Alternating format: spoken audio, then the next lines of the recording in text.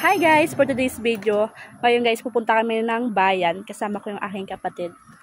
Charan! Ayan. Matagal-tagal na kami hindi nakakapunta sa bayan, ngayon lang. Kasi nga medyo malayo yung bayan dito. Nag-aabang kami ngayon ng bus, kasi magbabas kami. Namiss ko magbus. Taon na rin ang inabot na hindi kami nakakasakay ng bus. Medyo matagal dumating yung bus ha. Pinag-aantay kami, charis. Ayan, may dadaan na yung bus.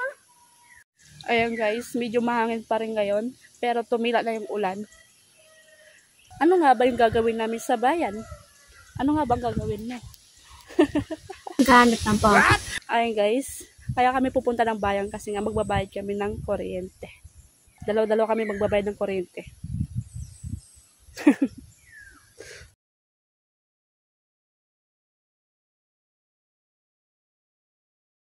I'm here na sa bus. Ayan.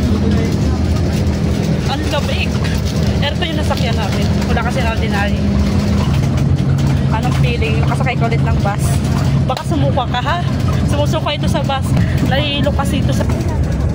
Oo, bagong may ginagawa. Ayan. Barney na sakyan namin bus.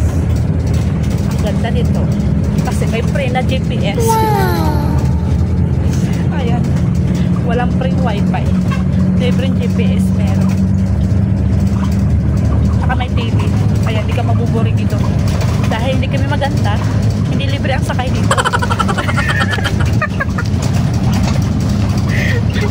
Bye-bye. Ayan, nagbayad na kami. Nagbigyan na kami ng ticket. Oh my God. Ganun. Nabutan na kami ng ulan. Kakain muna kami, nakakagutom. Pero kasi sabihin.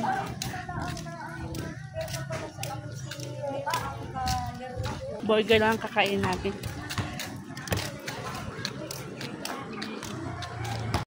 Nandito na nga kami sa Franks and Burgers. Kakain na muna kami ng burger kasi nagugutom na kami. Gusto ko sana sa karinderya kami kakain. Kaya nga lang ayaw ng kapatid ko sa karinderya at gusto daw niya ng burger. Pagbibigyan ko nga ang gusto nito kasi pag hindi ko pinagbigyan baka maglumpas sa ito.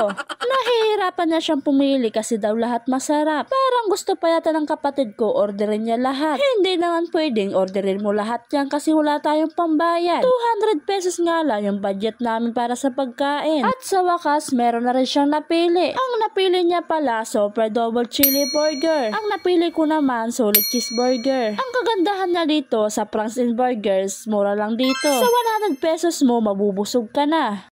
Nandito na nga kami sa tricycle kasi nga pauwi na kami ng bahay. Takot nga magutuman itong kapatid ko kahit nasa tricycle kami, kain ng kain pa rin siya. Dapat nga magbabas kami kaya nga lang matagal dumating yung bus kaya nag-tricycle na lang kami. Palabas na nga kami ng bayan ng San Narciso. Mabilis nga lang kami nito makakarating sa bahay. Mabilis kasi magpatakbo ang driver ng tricycle. Gusto na yata magkita kami ni San Pedro.